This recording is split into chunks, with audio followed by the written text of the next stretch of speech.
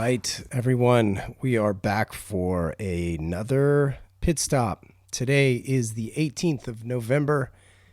It is a interesting Tuesday weather-wise. Here in San Diego, it's been raining. Now it's sunny. I just got back from the post office where I picked up all the Taupe Straps that I do as a collaboration with Strap Habit and Taupe Strap Club, hashtag, all that good stuff. But I really wanted to start off actually with some event recap stuff. I obviously went to the Audrain Concours. Skip, shout out you, buddy. How are you? Great to see you. Thanks for joining. The Audrain in Newport, Rhode Island was incredible. Forgive me if some of you have heard me talk about this as well. And the fact that I got to interview Wilhelm Schmidt, the CEO of Audrain. And he's been sort of a white whale of mine to have as like a regular interview. I have yet to do that. Those of you who are avid listeners of the podcast know that Blake Bettner and I did one as somewhat of a special edition interruption, I may even call it, from our F1 podcast. So we did that. I think it was July, maybe late June that we interviewed Wilhelm. So I met Wilhelm, quite frankly, over the internet. Basically, as it were, through a video chat to record that interview. And it was I think it was less than an hour long. When I was at Audrain, I got to spend a lot more time with the man. And I just can't express my admiration for what he's doing at Audrain. I know there's a lot of people out there that think some of the things that the business is doing is great, and some of the things that the business has done has not been great. I don't really want to get into that. I would rather save that for an actual interview where I can interview Wilhelm for my podcast, for like an hour long, talking about him and his role. But I did want to give a shout out to my actual experience there, as well as my interview with Wilhelm. That's about 16 minutes long, and it is a video on my YouTube channel. Some of you may be scratching your head being like, wait, Standard H has a YouTube channel? And the answer is yes. I've intermittently, I've always posted these episodes, actually, all the pit stops, the video recording from live from IG. This video is actually posted to the YouTube channel. And then my 100th podcast with Matt Farah. Now I'm on interview number like 167, I think, at this point, but overall approaching 200 actual posts for this podcast, which is insane to think about. My 100th episode was with Matt Farah, and we recorded it at his studio. For those of you who don't know, the Smoking Tire podcast is his thing.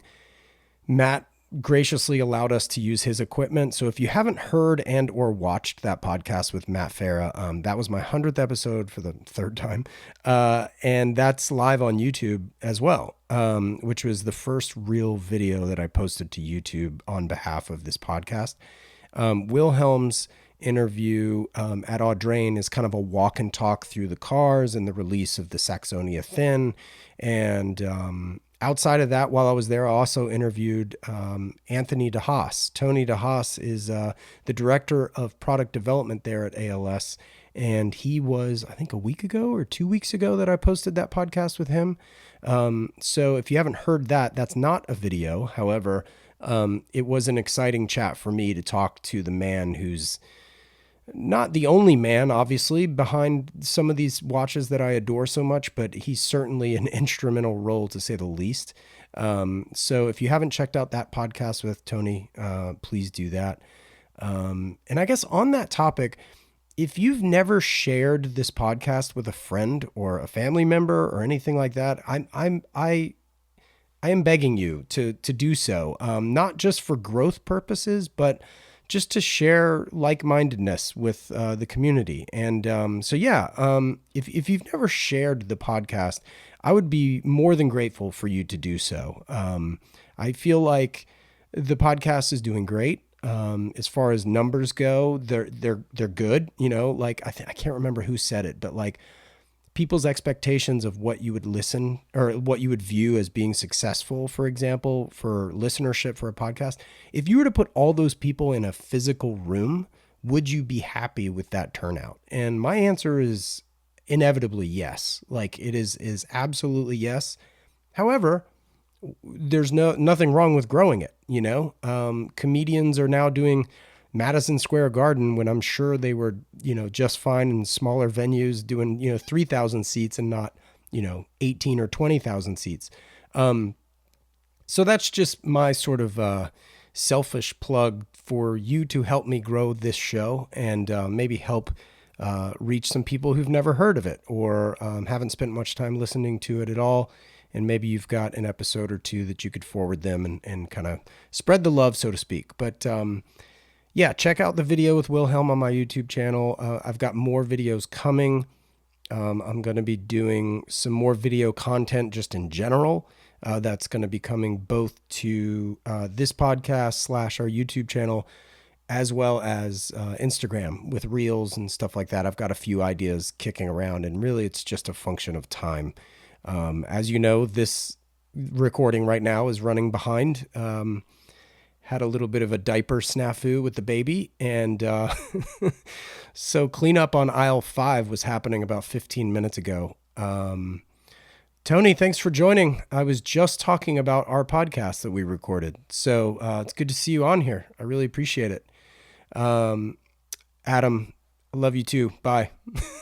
Michael, what's up, buddy? Happy to have you guys. What an honor. What a treat, these last 3 people that just joined. Wow. All previous podcast guests, mind you. So that's funny too, to say. The other events I've done, let's see. There was a local event this past Saturday that I had to skip, which unfortunately leads to some production woes that I guess I can share in a moment. So I had to unfortunately skip a local event that you may have seen Nick from Ad Patina advertise and talk about. It was called Hangers After Dark. It was at like a small sort of airport, I guess, a private airfield, so to speak. And unfortunately I couldn't go. I basically have little to no product to sell. So like there was that. Cameron's on. Hey buddy. Good to see you. A lot of former guests joining the live today. Excited to have you guys. Thanks for joining. So the airfield hosted some cars, a real estate. Big shout out to Mario for putting it on. Adam from Belmont Watches, who will be no doubt a future podcast guest. Shout out Adam. So a bunch of stuff, but like a bunch of stuff was there at that event. But sadly for me, it was one of those things where last week I was supposed to pick up the latest production. And what is that? That's t-shirts, it's sweatshirts, it's all the new colors that I've been waiting for literally months at this point. Love your hats. Thank you so much. Yeah, well, this one on my head is the black one. It looks really worn, but that's because I work out in this hat. As far as the hats go, I'm all over the place today. Sorry. But I'll just say this. The product assortment has been enormous on the website. And I think I've said this before, that I'm trying to shrink the assortment in the sense of I've had too many products on hand, too many variations, etc. So with that in mind, there are fewer styles that will be on the website at any given time. And then I'm also shrinking the production, and I've talked about this before. So if you don't want to hear it again, or if you haven't heard it, go back and listen to the last pit stop, I believe, which was probably back in September, I think. I talked about that a little bit more in detail then. So go back and listen or watch that on YouTube. So with this one, I've been waiting for this. My PO has been with the production people, the manufacturer, for months. And I get a phone call. Now, this isn't me complaining. This is to shed some light and allow you guys sort of behind the curtain as to what it's like running this business. Last Monday, let me rewind. 2 weeks ago, I reached out to my production facility and said, hey, listen, I need these by the 14th. I have an event on the 15th. I need them by the 14th so that I can sell this stuff and launch it and have it ready for Black Friday, which kind of means nothing for this brand. Black Friday's never meant much for this brand, but the holidays no less, to have this stuff available, right? Makes sense. That was 2 weeks ago. Last Monday, I get told, or asked rather, hey, do you have any more neck labels? I couldn't help but just like press pause on my own behavior and scratch my head and say, what are we talking about? Like, do I have more neck labels? That's your purview. Like, you get all of my neck labels. You make my stuff. You are in possession of all my neck labels. They take weeks to make, mind you, and they're made by somebody else. So the people who cut, sew, finish, dye, all of that, that's my manufacturer, who I normally call my manufacturer. All of the labels, with the exception of the little gray tab on the bottom left of my garments, are all made at like a label factory, let's call it. The little gray labels, I don't think I've ever really talked about this in public, but those are made in Japan, actually. So by an entirely different party. So for those of you who are curious, these t-shirts, these sweatshirts, they take anywhere from like 4 to 6 different vendors to make these products. The jackets, way different. Like, I think the Targa Florio was either 7 or 8 vendors to make that jacket. So it's a lot of scheduling. It's a lot of plate spinning. It's a lot of cooks in the kitchen, that sort of thing. So with these shirts, when I get a text that asks if I have neck labels and I'm supposed to pick these garments up in 5 days, is very frustrating. It's agonizing and discouraging above all. And as I said, these neck labels take weeks to make. Well, guess where that puts me? That puts me without product for that event last week. That puts me without product for Thanksgiving weekend when people are in a shopping mood. That puts me without product, certainly, again, for Black Friday. But, Black Friday means nothing. I don't do sales on Black Friday. This is not that. We're not Best Buy, right? I've done sales for my birthday, which is coincidentally Black Friday. But that's... We'll see what happens this year. I won't have product, so there's nothing to sell you. So I'm extremely frustrated, right?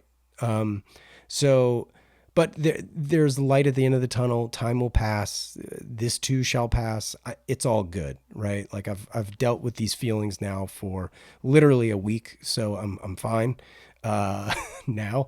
Yeah, I was sort of old man staring up at the sky with a fist in the air last week. But here we are. The good news is Taupe Straps are back.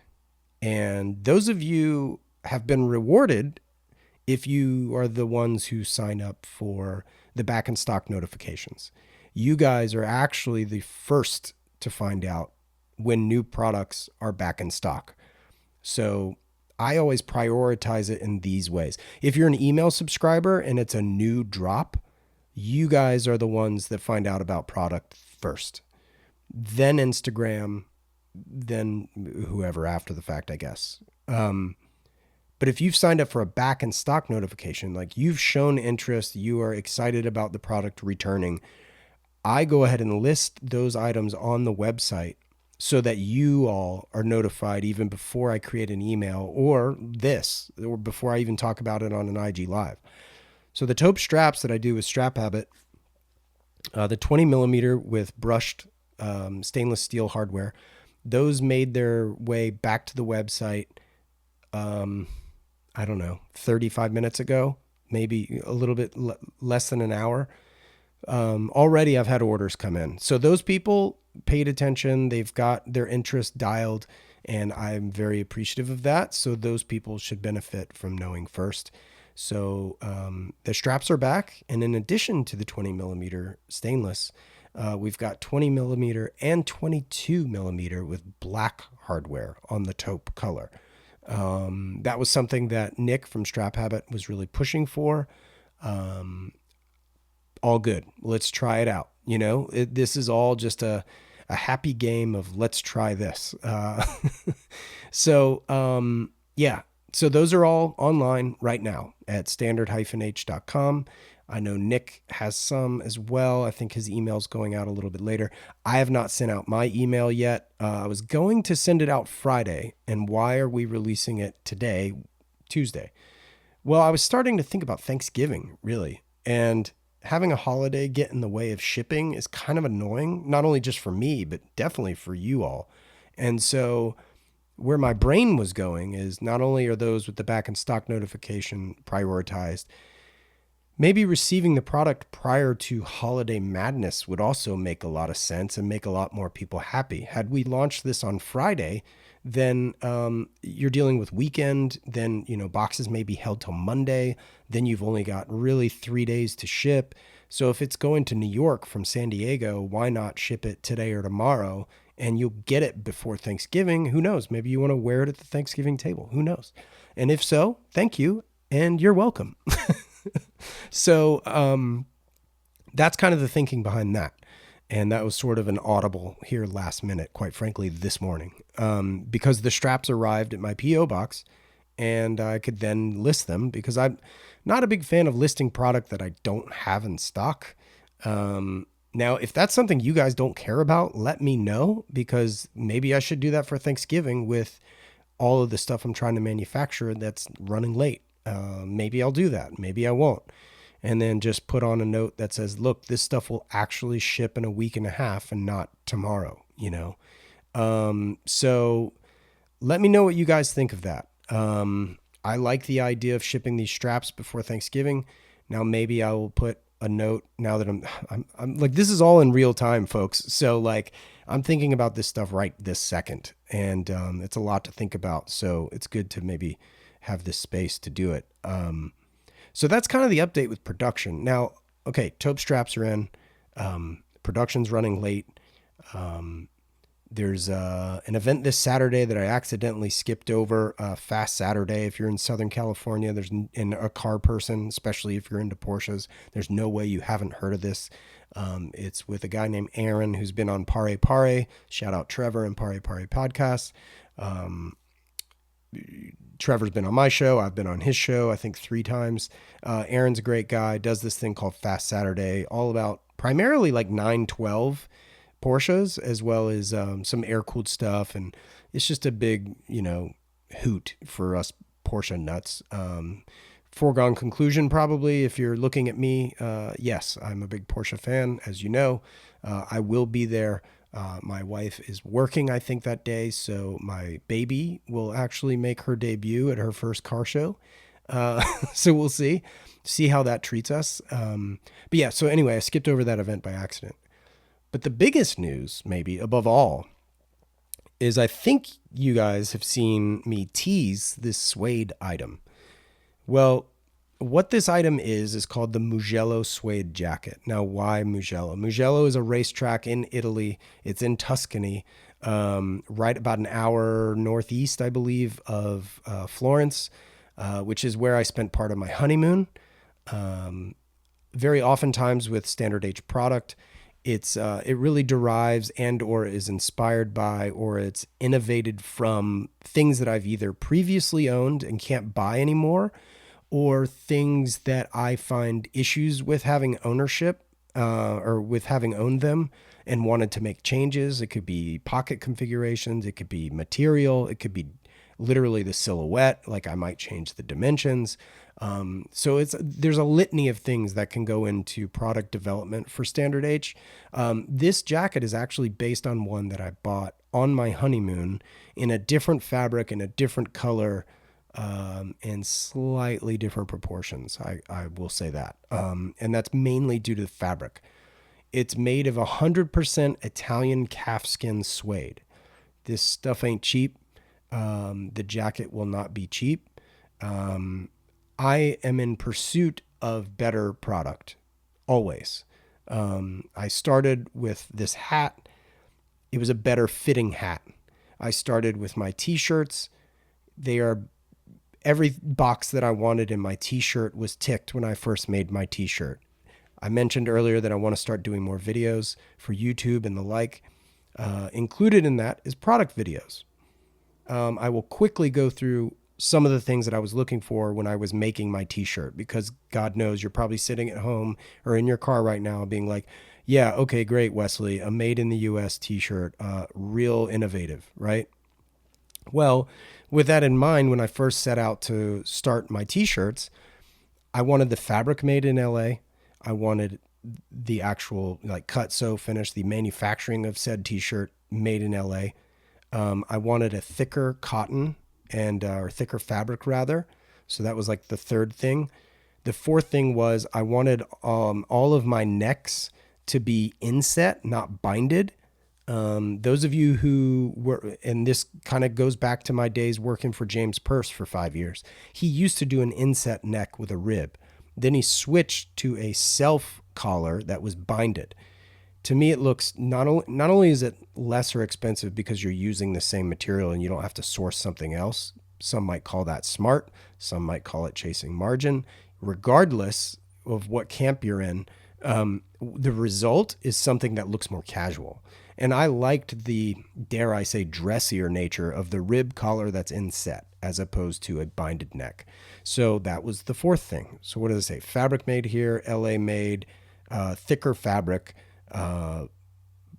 inset neck, and then I added the side panel, which when I first launched these t-shirts, some folks called it gimmicky, which is why I never talk about it.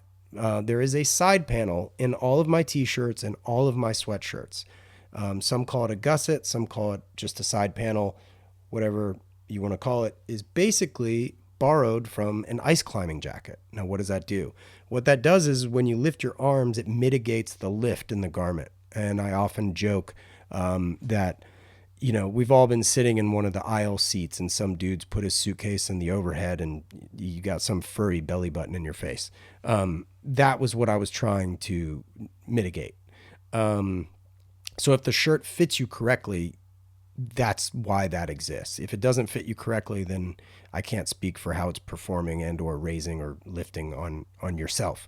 But so all of those things are basically the reasons I started making those t-shirts. So and I couldn't find a t-shirt on the market that satisfied all those quote unquote requirements of mine. That's what I was looking for in my own t-shirts. That's also what's distinguishing Standard 8's t-shirts from everybody else's, basically. Not everyone. Now, it's up to you to determine whether or not that's important. That was important to me, and so here we are. But the jacket, I wanted to change the fabric. I wanted to change the color. I've always gotten compliments on that jacket that I had gotten in Italy, but this one, if you've seen any of the IWC content that I put out from hosting that event in San Francisco a couple weeks ago, I was actually wearing it as sort of a teaser. So it is in some of that content. So you can see it on the body being worn. And funny enough, I didn't tell anybody it was a Standard H product unless they sort of either complimented it or asked me about it. And I had 3 people come up to me and be like, wow, man, that's a sick jacket. Like, who makes that? Where'd you get it, kind of thing. And I was like, well, this is actually a Standard H product. And they were just like, whoa, like what is this going to cost? Because it's the most luxe thing I've ever made, like full stop. And that's not me patting myself on the back. A lot of that is attributed to my manufacturer. So let's be clear. So it starts with the material, though. It's beautiful fabric, 100% Italian calfskin suede, like I said. So it's not some thin, rinky-dink kind of suede or some, it's not nubuck. It's not lambskin, so it's not light. It's not anything like that. Like this thing it's a proper jacket, and you will need very little underneath. It's got some great weight to it, as most Standard H products do. I'm wearing the XK sweatshirt. This is a lightweight sweatshirt for a reason, but most of the products have sort of a robust nature, as you guys are aware. And as a result, this jacket's been awesome. It's really, really great. The 3 people that asked me about it, I either had them try it on themselves or at least touch it, feel it, hold it, blah, blah, blah, and asked what they think that I should charge. Well, turns out there were three very different prices. And the first person said $2,500. The second person said $1,500. The third person said $3,500.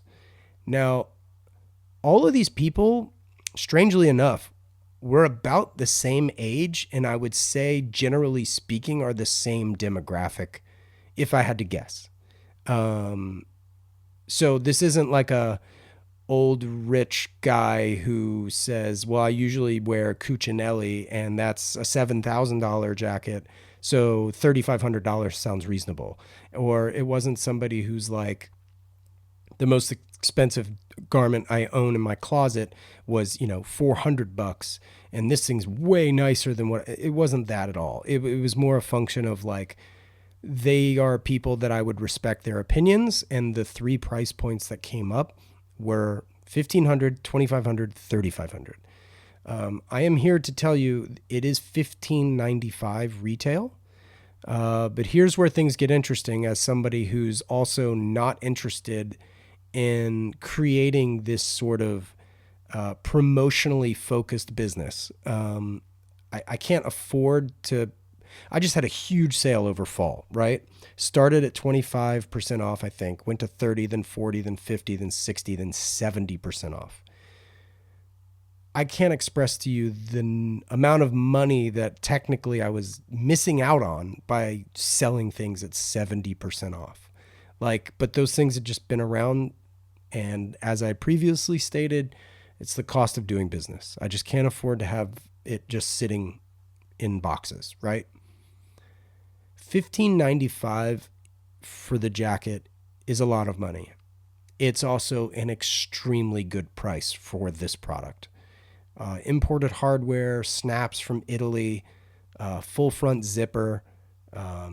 Those snaps are located on the cuffs as well as the collar. Yet again, here I am talking about a product when I could be showing it to you and I don't have it near me. But this is mostly audio listened anyway, so all good. I'm super excited about this jacket. But yes, is it expensive? But here's where it gets interesting. I don't want to have a sale on this piece, but what I do want to offer as an incentive is 20% off the pre-order. So if you pre-order this jacket, it will be 20% off. Other than that, it's probably not going to go on sale. And I won't make a lot of them. And, but I can't express to you how sick these jackets are. And again, this is not me trying to pat myself on the back. It's more a function of me being thrilled by the quality that was produced by my manufacturer. So again, I'm not giving myself all the kudos here. In fact, it's almost antithetical. So that's super exciting. The jacket, so that we got the taupe straps in. The jacket will be released as a pre-sale. If you pre-order this jacket, you'll get 20% off. So that's exciting. Then the regular production stuff will hopefully be ready, God willing. And then something else exciting is coming up. And by that, I mean, there's been more than a handful of people that have asked if they could buy my photography. Now, there's not a bigger compliment as someone who enjoys taking photos and takes pride in taking my time and shooting the way I shoot. I love, Mike, hope the sizing will be similar to regular standard H product. Absolutely. So this is a good question. I'm glad you brought this up, Mike. Seriously. Everything in standard H should be worn in the exact same size based on how it's designed to fit. Now, whether or not you manipulate how you want to wear it is where you get to decide what size that you wear. So if you are a large in an Avant tee, you're going to be a large in this jacket. You're probably a large in the Targa Florio jacket. You're probably a large in the Willie shirt jacket. So where this comes down to is like, it's designed to really be with something thin as a base layer, like be a t-shirt or a long sleeve t-shirt or a really thin sweater, things like that, Mike. If you want to wear like a fat cable knit or like a fisherman's sweater or something like that, I know you're in Mass and up there in the Northeast and it gets cold. If you're trying to wear a thicker base layer slash garment under this jacket, you'll want to size up. And usually, this is the other thing. All of the product descriptions on my website state these things that I just said. So I implore you to also read product descriptions and also go over the return policies. I had a couple questions about returns when things were being sold for 70% off. Sadly, I just couldn't accommodate that. I've been very, very flexible in years past and have taken things back that quite literally I couldn't sell anymore, even though I was told that it's in brand new condition. So people have taken advantage of me. And so I can't afford to do that because I have to scrap those things. But Michael, thank you for the question. You're more than welcome. By all means, if you don't want to read the product description, DM me your question and I'll probably answer it anyway. So I'm very available, let's say. But yeah, super, super jazzed about these jackets, frankly. What else? Oh, so I started to go down the road here about photography. So I had a couple people reach out and it's been a long time coming. And I finally bought like a really nice photo printer. It's to my left. It's probably more than 3 feet wide. Like it's a big daddy printer that prints very good quality. So it's an investment. Much like product development, you got to pay for that. Well, to sell art and or photography, you got to invest in the production. So I bought this really fancy dancy printer. Thank you, Stephen Pulverant, for referring me this printer. It's what Stephen uses, quite frankly. And I also just want to give a shout out to him because let me just show you that photo over my left shoulder. So that photo there, he just posted today to his stories. So not only do I want to just say, hello to Stephen Pulverant, I also just want to give him a shout out because if you want to check out other photographers' work, Stephen being one, he sells those prints. Back during COVID, when I was trying to, support small business and stuff like that, I actually bought that print from Stephen to help support him. So he was actually really instrumental in me going forward with the idea of selling my photography. So I've had several people ask for me to sell it or if they could buy a print. And I've never really printed anything. So now I am. I spent the bulk of yesterday afternoon going over sample paper. Have probably no less than, 50, well, that's not true. Probably like 25 sheets of photo printer as like examples of what I could order for the ultimate products for printing. So I was like going through all these prints and I printed the same photo on literally 9 different sheets of paper yesterday. And there is a difference. I can tell a difference. There's a tactile difference, much like watches. It's either really light and rinky-dink feeling, or it feels robust and solid, much like a t-shirt. So yeah, I'm super excited to start offering my photography for sale. And this is not only just like fun for me, but also hopefully fun for you guys. And I say all of this about the photography so as to solicit your advice and or desires, because now that I'm the one printing it, I can print it on demand. So I don't have to pay somebody else and then maybe guess about, all right, well, this is one of 50 prints. Wouldn't you rather just have like a one of one potentially? Like if there's a particular photo that you are super stoked on and you're like, God, Wesley, I really want to have a print of that, I can sell it to you. And that's exciting to me. It's exciting for me. Sorry, I just need some water. So definitely reach out. On top of that, I will also be posting photos that I selfishly like. And so I will list those on the website and then make them available. So as you see those, you can pull the trigger on those or keep an eye on my Instagram. Could be stories. Like sometimes I have photos that people ask me about that have never been a post. They've only been in my stories and stuff like that. So I am more than happy to accommodate those requests and then just run it through the website like a normal purchase. So that's exciting. And I'm hoping to start launching photography prints in December. It won't be by this month. I've just got way too much stuff going on before Thanksgiving, as many of you do. But yeah, shout out to Steven. Thank you for the advice. Go check out his work. It's literally, I believe it's just stevenpulverant.com or maybe stevenjpulverant.com. I can't remember. But yeah, check out his stuff.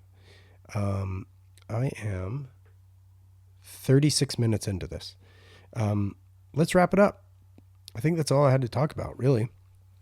Bunch of product coming. Something I can't talk about just yet, but there's going to be several collaborations coming up. Some you may or may not expect. I would like to think you wouldn't expect any of them. But one is not going to be available on my website. It's going to be on the collaboratory. I don't know. How do you say that? The person I'm collaborating with. It'll be on their website. So that's exciting. And then one of the others is actually going to be a shop in shop on my website.